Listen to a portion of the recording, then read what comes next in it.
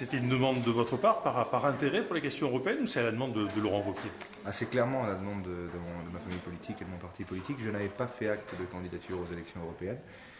Le maire de Limoges était intervenu pour que je sois pris dans les 20 premiers de cette liste. Un certain nombre de mes amis politiques avaient avancé mon nom, mais pour ma part, je n'avais pas fait de déclaration de candidature formelle. Donc c'est un peu surpris qu'hier matin, parce que la CNI, la Commission nationale d'investiture, avait lieu hier au soir.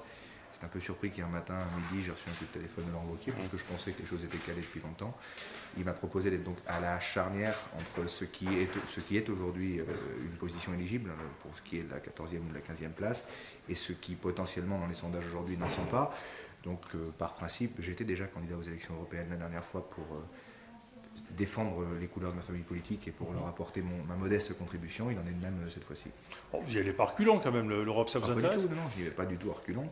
Maintenant, vous savez, il faut être très conscient des choses. C'est une liste nationale, il y a beaucoup d'anciens ministres qui sont candidats, il y avait un certain nombre d'eurodéputés sortants masculins, 13 au total. Donc figurer dans les 20 premiers, c'était quand même pas quelque chose d'acquis d'avance. Et de facto, je n'avais pas fait acte de candidature. Maintenant, Laurent Wauquiez et l'équipe dirigeante du parti ont souhaité que je représente les couleurs du Sud-Ouest, parce que je suis le seul élu présent sur cette liste des 12 départements du Sud-Ouest. Donc écoutez, je m'attacherai à la tâche avec courage et conviction comme à mes habitudes. Alors comme vous le dites, vous êtes à la charnière, en vertu des enquêtes d'opinion actuelles à 2 mois des élections européennes. Vous pouvez être élu, vous pouvez ne pas être élu. On peut être élu, on peut ne pas être élu, on verra. Est-ce que si vous étiez élu, ça vous obligerait à abandonner les mandats locaux? Alors ma priorité, c'est ma terre limousine, j'y suis né, j'y ai des attachements familiaux, amicaux, réels.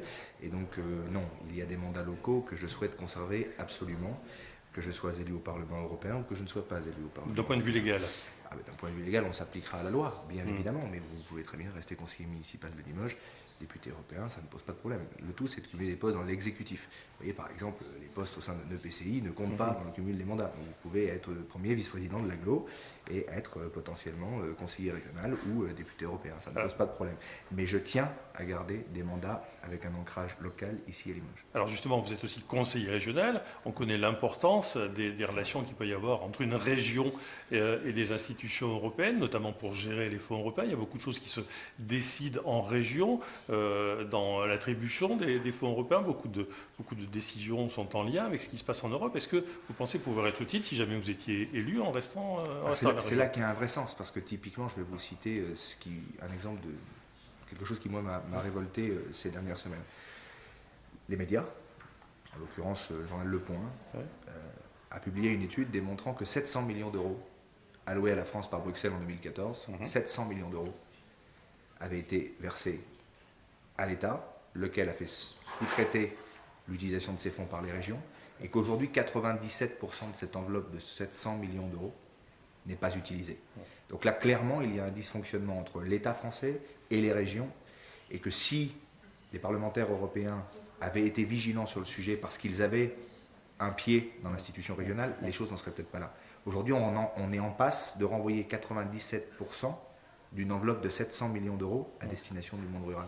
C'est absolument hallucinant. C'est les fonds leaders. Ce sont des fonds destinés à l'amélioration de la qualité de vie, à l'animation en milieu rural.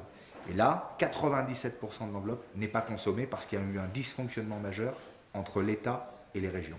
Et il est bien évident que le rôle d'un parlementaire européen, quand il siège dans une institution régionale, c'est d'alerter sur tous ces sujets-là. Donc il y a de la cohérence. Bien sûr qu'il y a une cohérence. Parce qu'aujourd'hui, l'Europe traite directement et contractualise directement avec les grandes régions. C'est d'ailleurs pour ça qu'à l'époque, les grandes régions avaient été faites. Parce que les grandes régions ont de plus en plus tendance à traiter directement avec l'Union européenne et de moins en moins avec l'État français.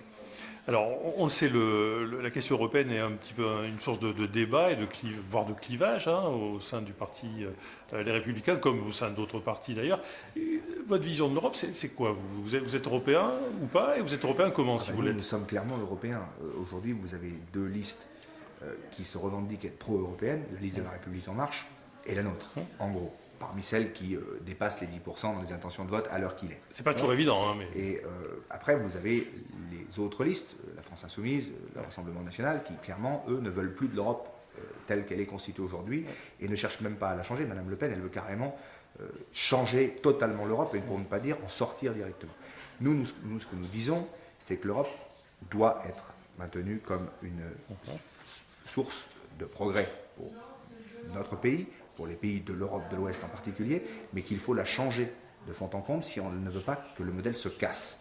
Et aujourd'hui, la grosse différence que l'on a avec la République en marche, par exemple, c'est sur la vision de l'élargissement. Emmanuel Macron se dit favorable aux élargissements aux pays des Balkans. Nous disons stop à tout élargissement. Ça ne fonctionne déjà pas bien, on ne va pas continuer à s'élargir.